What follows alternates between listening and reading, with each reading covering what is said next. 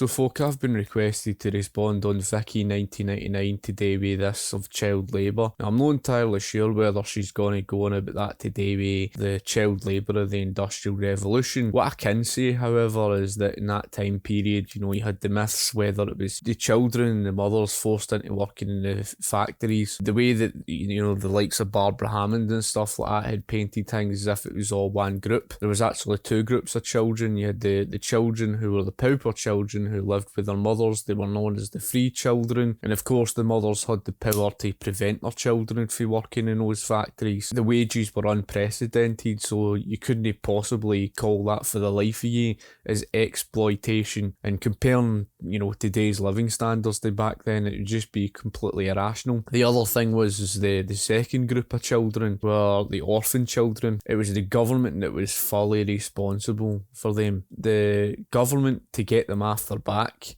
had basically put them into the factories, and the government was the one that was fully responsible for paying their wages. It wasn't the factories that were responsible for them. So if you're going to criticise anybody for certain children or a certain group, which happened to be the orphans, working in those factories and not getting paid a wage, you can actually blame that on the government. It's never the government that gets the blame, it's always the factories, and that's because socialists have got an agenda. They're just interested in furthering the agenda of socialism, and this is typically what you see. I wouldn't be surprised if Viki1999 is going to go on about child labour in today's modern world and then attempt to try and blame this on capitalism or something like that. Child labour can be defined in two different ways.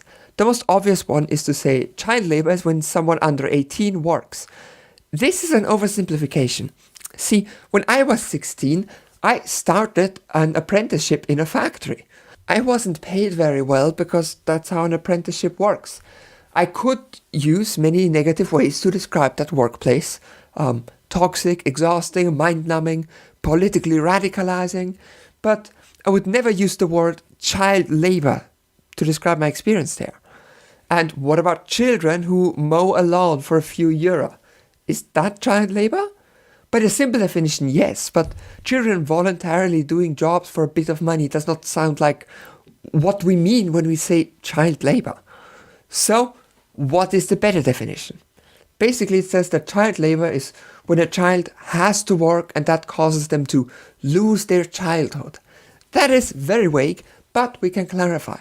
Child labor is work which mentally, physically, socially, or morally endangers children or is harmful to children, or if it interferes with their schooling, preventing them from getting better jobs in the future. Folk, all this is basically a socialist that's trying to redefine everything to do with child labour and push it around this idea that somehow it's to do with working in a dangerous workplace or somehow it's interfering with our education and that. You see, working in a workplace anyhow, you're gaining experience in that. She just mentioned about how she went through something to do with apprenticeship. That is education. What the hell does she think that is? You're just going directly to whatever it is you want to, do an apprenticeship on. Of course, she tries to tie, the definition around that to do with, a dangerous workplace. They completely negate the fact that you've got children working in safer industry or doing safer jobs. Now, yourself, as computers, these days, they're harmless, right? Just working in computers, doing programming, doing whatever it is, graphic design or something, all that stuff is harmless. And there's nothing stopping children from doing that sort of thing, right? The very reason why you get safer jobs to begin with was because of the marketplace, improved technology, etc. Of course, it wasn't just going to happen all night. And that's essentially what you saw, during the Industrial Revolution. Things would improve as technology would improve, work week hours would reduce, etc, etc.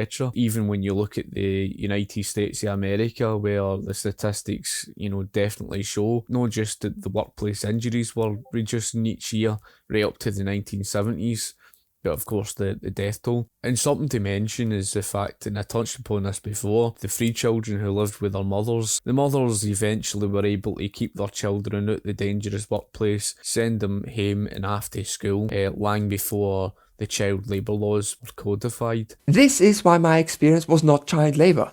Sure, I was underage, but the job did not endanger me or prevent my schooling. Okay, away you go. What a load of lefty piffle, man. Basically what she's trying to tell you is that if you're working in, some dangerous industry, that's basically child labour. But if you're working in a safe workplace and you're a child, then it's no child labour. It's just the most irrational thing ever. I'll tell you the reason why they've come up with this and they've tried to bend everything to suit their own agenda. When they were talking about that to do with child labour relative to do with the Industrial Revolution, you've got to remember as the Industrial Revolution was a very different time period. Of course, you never had the job opportunities that you do today. You never had all the computers and all the rest of that, right? Back in that time period, it was what it was. And even then, you could argue, of course, that the workplace was getting safer year in, year out. And I did touch upon that the place where the children had came from working in before the factories was actually working in, on the farms, and that was even more dangerous than that of the factories. They didn't touch upon that, however. They wanted to paint it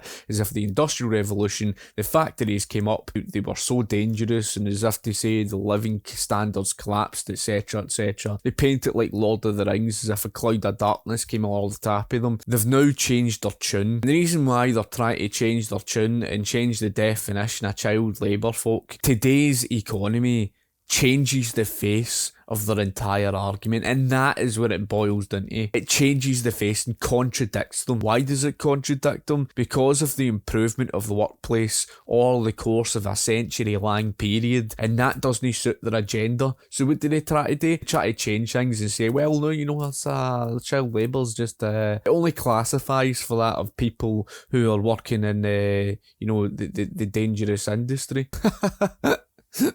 It's laughable, folk. It really is. So now we're able to distinguish between child labour and things that are not quite child labour.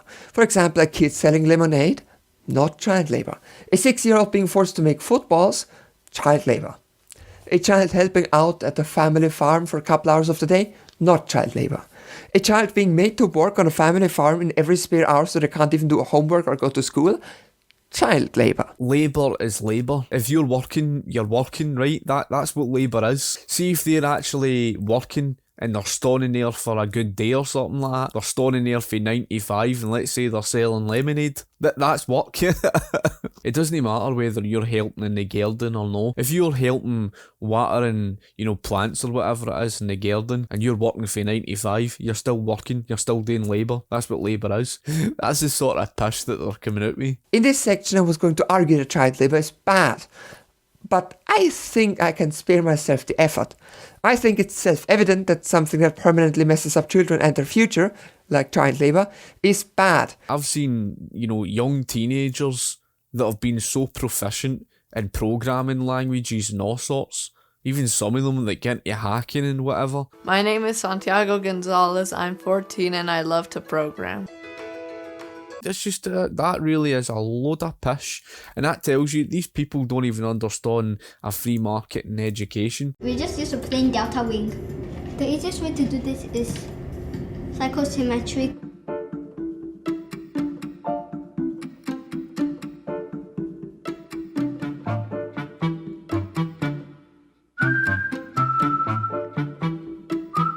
Here goes. Yes, I took off. Brain is a mystery to me. I'm a software engineer. I was trying out the program with him and it was really not easy. I did make this from scratch with a bit of help from my father. Because a free market in education just takes you right directly to what you want to study, and you study that and you go for it. See, the nationalised education system, I can tell you firsthand, I learned a lot more outside of school than I ever did in it. People like Viki just want to treat them as if they're victims. Victims of what? I don't believe in that nonsense about, child labour is entirely a bad thing. I can understand to a certain extent if it's a certain type of industry it's very dangerous. One of the main reasons I started developing apps was to help people achieve something they wanted to do, such as decorate a Christmas tree or maybe play checkers with a very nice user interface. In terms of children working in safe industry and that, I've not got a problem with that. So, I'm sure that nowadays international laws and agreements, as well as national governments, do everything in their power to prevent child labor from happening, right? I'm sure the first and second world have extensive child labor prevention laws, and that only some poor third world countries still hang on to the practice. Let's look at the map. Oh, what the fuck? This map shows the risk of a child ending up in child labor. As you can tell, the world is fucked. And how convenient, folk. It just happens to be that in places like the United Kingdom, it's no to that extent, given the fact that those countries are rancid with socialism and stuff like that. But of course, this is where, her kind try to repaint everything and say, oh, it's all capitalism, it's all evil capitalism. Now it's time for us to have a look at what child labor looks like up close, and tell the stories of some survivors. Naturally, this will be pretty heavy. If you're sensitive to that sort of thing, I recommend you just skip this chapter. In El Salvador, there's a 12-year-old whose family makes them collect mussels all day.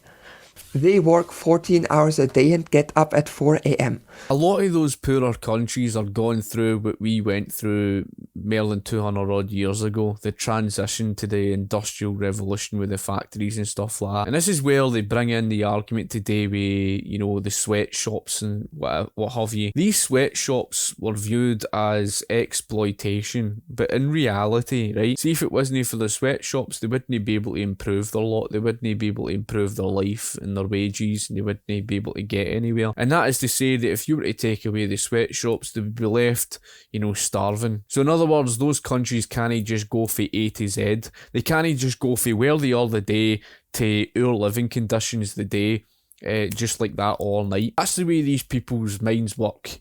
They think that that's just a case that you could just go for A to Z and that's it. And it's the exact same argument as you go back to prior to the Industrial Revolution. Mothers and children, including the children, didn't have a choice but to leave the farms behind and go and work in the factories. No because, factory owners forced them into working in them, because that wasn't the case. They viewed the factories as salvation, and it was something to escape the extreme poverty that they were suffering. Had they no worked, they were going to starve to death. Of course, mothers had no, food to cook with. The children had no food on their tables.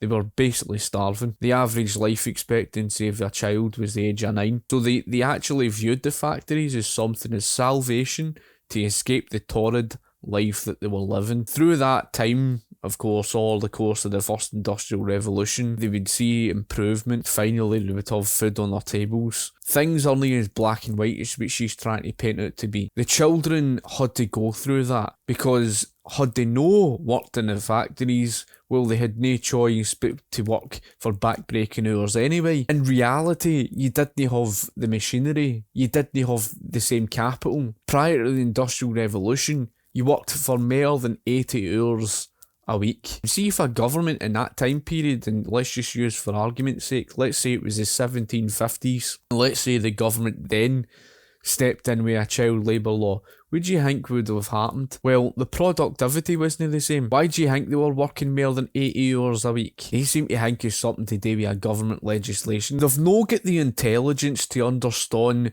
why the improvement of machinery had reduced their work week hours. And how they can't even understand that is just beyond me. It's unbelievable. It's just like how machines allowed you to multitask. It's like how you can, these days, stick your clothes into a washing machine, clothes that you've taken out your tumble dryer and you're going to do your ironing or whatever the bloody hell it is. You can multitask and you can do stuff in order for you to basically cut the work week hours and everything, right? They for whatever reason being, they can't even understand that.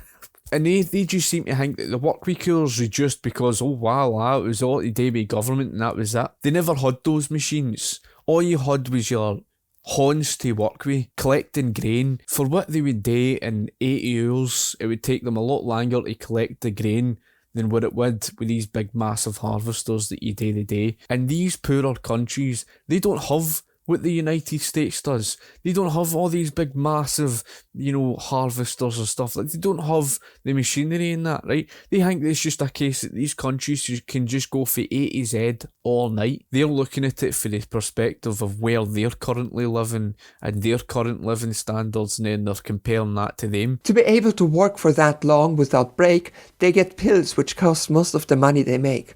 Since they're collecting in a swamp, they're under constant attacks of mosquitoes. They can't go to school and have no time to play with other children. The bit that she doesn't even bother to tell you is that if they weren't doing that, they would be starving to death. First of all, child labour mainly happens in poor countries. Sure, child labour is legal in shockingly many places, but practically it's not happening in Europe. The second thing you will notice is that children are only made to work in rare cases. Either because custody goes to a greedy relative who forces them to work, or because they need to support their family. The greatest single cause of child labour is poverty. How convenient, folk, that she mentions about that today with the poverty, and basically hits that in a nutshell. Says it's down to poverty. Well, what caused that mess? Those countries that couldn't let go of socialism. It's essentially what caused the problem. Foreign aid is completely pointless because it's a bit like the analogy I used before, but it's got a bucket of water. It's got a hole in the bottom of it, and the kid has walked about a mile just to collect the bucket of water, and it's gone by the time, of course, they've got back home. It doesn't actually go to those people. It goes directly to that of political class. When you talk about these countries, they're not even remotely economically free. If you know my channel, you know that I'm about to propose abolishing capitalism, and I will get into that. But let's start off with things that are easier to implement. And there you go. The solution of abolishing capitalism, despite the fact it was socialism that created our mess, especially South America. You saw what happened in Venezuela. You saw what happened in Chile in the early 1970s. You've seen what happened in Cuba, where they tried to blame the United States of America. This is all socialists every day as they try to project the blame off elsewhere. And the harsh reality is, folk, the consequences that those countries faced was the exact same consequences that Zimbabwe faced. And that is to say, when you heavily nationalise the economy, there's only one way that you're going to be able to pay for that, and that's through the printing press. This is the same Viki1999 that tried to argue with me, and she tried to tell us that somehow, the public sector can pay for itself. It does pay for itself. Well, no, it doesn't. It's either get the private sector taxpayer, and if you've not got a private sector, then what you going to do? Run the printing press and drive the country towards hyperinflation? First of all, there should be welfare systems in place for people in need. Many cases of child labour are down to the family not being able to make ends meet after the main breadwinner dies. Widows' pensions and disability supports are likely the most effective way to prevent child labour. In Austria, the state even pays parents a bit of money for every child to be able to support them. This would of course be expensive, which is a problem because the countries child labour happens in are not very rich. Oh, it's expensive just for the same reason that social security and the welfare state in countries like Britain and the United States are expensive. In other words, it's not free. It doesn't just come for free. You have to actually tax the people half to death in order to pay for all that. And where's the taxation going to come from? The private sector. But she's already stated about abolishing capitalism. The reality is they're going to end up driving your inflation soaring out of control. And then they'll question why the prices of everything has gone through the roof. Because they've devalued the earth out the currency. So what do they try to do to rectify the problem with the soaring inflation that they cause? That's right, folk. They set down price ceilings that exacerbate shortages. They end up creating widespread shortages such as food shortages, blackouts and all sorts. They never learn, folk. They never learn. This has happened so many times over. They never learn. Of course, you could try a charity approach and hope that rich people in the West can donate enough money. Folk, you can't do that because the fact that 100% of, charities to do with capitalism, it's really all to do with the voluntary exchange, because if you were to leave individuals be, that's not what socialism's about. Charity means that you've got the freedom to choose whether you give or no. Anybody that tries to explain socialism and say that that's to do with socialism are talking pish. Socialism's about collectivism, right? It's about taking away the liberty of every individual, forcing you into a collective group and forcing the collective to pay for others. That's always been in their belief, and it's always been ingrained into them. They've even in a concession turned around and says, oh, if it wasn't for the welfare state and forcing people to pay, where would the poor be, right? They do not believe in a free market. They do not believe in the market being left be for people to look after people. Instead, they believe government's this great big messiah that should look after people and force the issue, etc, etc. You understand of where I'm going with this, right? Everything to do with charity is not at all to do with socialism. When you're talking about socialism, a defining ethic of socialism is coercion, and that's a fact that she doesn't like. But that's not realistic, especially because the second an economic crisis happened, all charity runs dry. To give you some numbers, the Congo receives $10 million in charity a year, while they pay $14 million just in interest on the debt. Folk, it's no a case that charity just runs out. You know, the money just runs out, right? I don't even know where that claim comes from. People having the ability to earn 100% of their own earnings, and then of course going through a period of deflation. Anybody who turns around and says to you that people can't afford, you know, charity through that of a free market economy are just talking pish. In terms of people's cost of living today, and it's faced with inflationary problems, supply shortages and all sorts, again, that's a different story, but I don't know where she gets that claim from. So it would be far more effective to forgive the debt so the states can help themselves.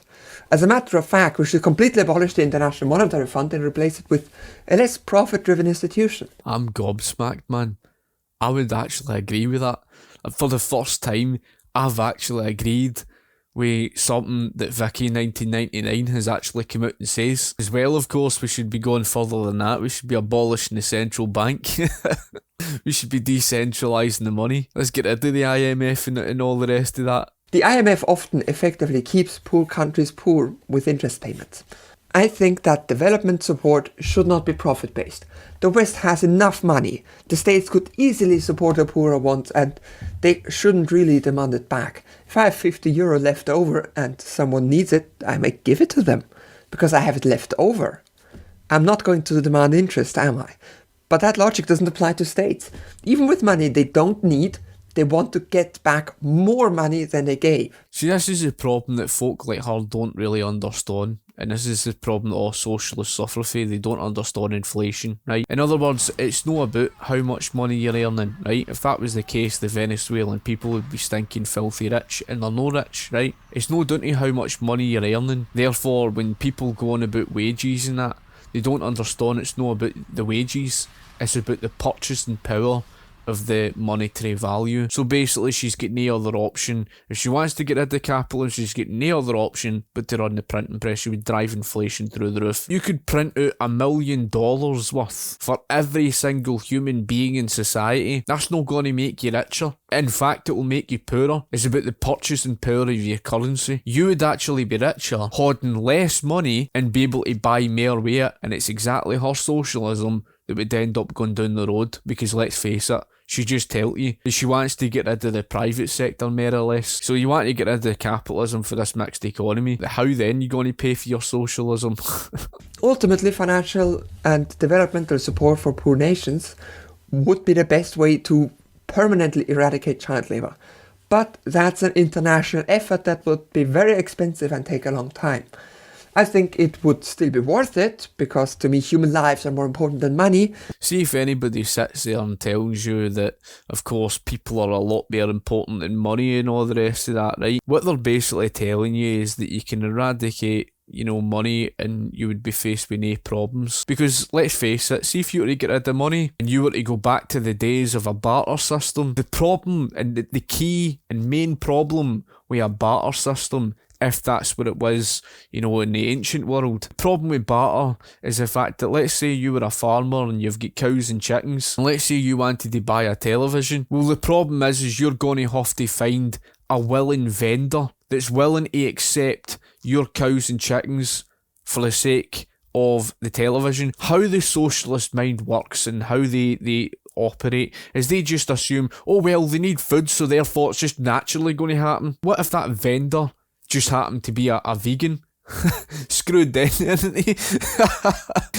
They don't even bother to think about the complexity of just how complex society is. It's not just important for the sake of trade to be able to happen, for it to occur. It's important because without money, then where's your prices? And without prices, then where's your ability to ration what is scarce? Where's your ability then to determine what consumers' needs and wants are? And again, I've pointed that out in videos before, relative today with the profits and losses and everything. And as I've argued in the economic calculation problem, people like Viki1999 have not even got a clue what they're even going on about. I mean, folk, you're dealing with a people who think they can just make things up as they go along. And that's essentially what they've been trying to do with that of socialism. Anyway, folk, I could go on and on and on. Like I say, folk, if you've got anything you would like to add in yourself, feel free to comment in the comment section below. Be sure to like the video, share the video and what have you. And of course, if you have any questions, fire away. Thank you for watching. I shall talk to you later. Cheers.